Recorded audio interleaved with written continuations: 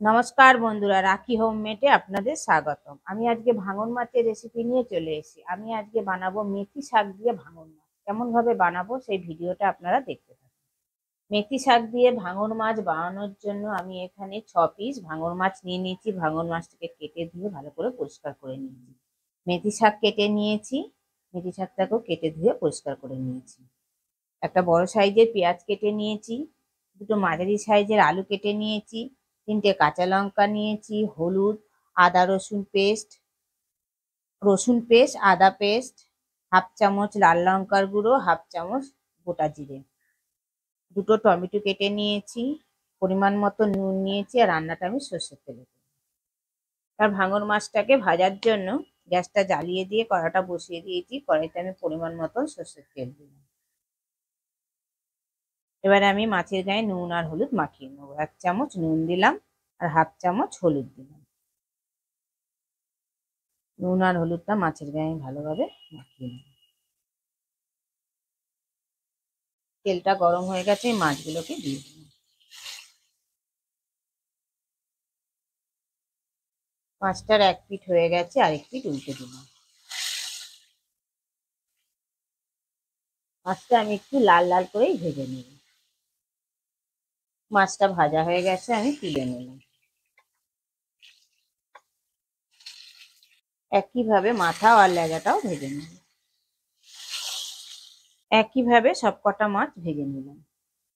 একই তেলের মধ্যে আলুগুলোকেও ভেজে নেব। আলুটাকে ভাজার জন্য আমি 1 চামচ নুন দিলাম। নুন দিয়ে মিশিয়ে নিলাম আলুটার সঙ্গে। আলুটাকে ভালো করে ভেজে নিলাম। আলুটা ভাজা হয়ে গেছে, আমি তুলে নিলাম। আরো একই তেলের মধ্যে ফোড়নে দিলাম হাফ চামচ গোটা জিরে আর একটা তেজপাতা।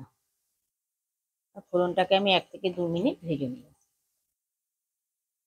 ফোড়নটাকে আমি 1 থেকে 2 মিনিট ভেজে নিলাম। একটা পেঁয়াজ কেটে রেখে দিয়েছিলাম, পেঁয়াজটা দিয়ে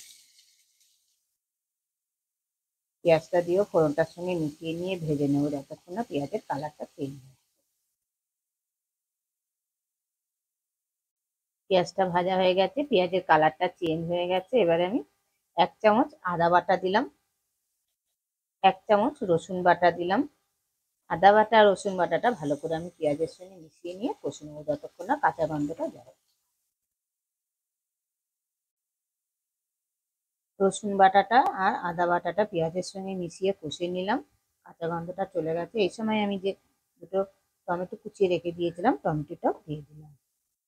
হাফ চামচ দিলাম লাল লঙ্কার গুঁড়ো আর হাফ চামচ দিলাম হলুদ। 2 চামচ দেবো নুন। সব কিছু একসঙ্গে ভালোভাবে মিশিয়ে কষে নেব। ঠিক এই মশলাটুকু দিয়েই আমি মাছের ঝোলটা মাছটা রান্না করব। এর মধ্যে কিন্তু জিরে গুঁড়োও দেওয়া যাবে না, ধনে গুঁড়োও দেওয়া যাবে না। সমস্ত মশলা একসঙ্গে ভালো করে মিশিয়ে অল্প পরিমাণ আমি জল অ্যাড করব। আমি 3 মিনিটের জন্য ঢেকে দেবো, যাতে টমেটোটা তাড়াতাড়ি নরম হয়ে যায়। 3 মিনিট পর ঢাকাটা খুলে দিলাম। দেখুন বন্ধুরা, মশলা থেকে তেল ছেড়ে দিয়েছে। মশলাটা ভালোভাবে কষা হয়ে গেছে, টমেটোটাও নরম হয়ে গেছে। এবার আমি যে আলুটা ভেজে রেখে দিয়েছিলাম, আলুটা দিয়ে দিলাম। আলুটা দিয়েও মশলাটার সঙ্গে ভালোভাবে মিশিয়ে নিই।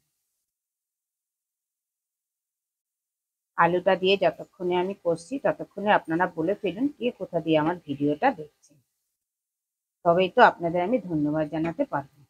আলুটা দিয়ে ভালোভাবে মশলাটার সঙ্গে কষে নিলাম। এবার ঝোলের জন্য আমি অল্প পরিমাণ জল অ্যাড করলাম।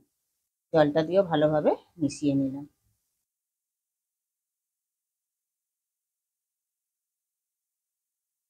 এবারের জন্য আমি 3টে কাঁচা লঙ্কা দিলাম। দিয়ে আলুটা সেদ্ধ হওয়ার জন্য আমি 5 মিনিটের জন্য ঢেকে দিলাম। 5 মিনিট পর ঢাকাটা খুলে দিলাম। আর একটু চেক করে নিলাম, আলুটাও সেদ্ধ হয়ে গেছে। এবারে আমি যে মেথি শাকটাকে ধুয়ে রেখে দিয়েছিলাম, মেথি শাকটা দিয়ে দিলাম। মেথি শাকটা দিয়েও মিশিয়ে নিলাম। মাছগুলো যে ভেজে রেখে দিয়েছিলাম মাছগুলো দিয়ে দিলাম।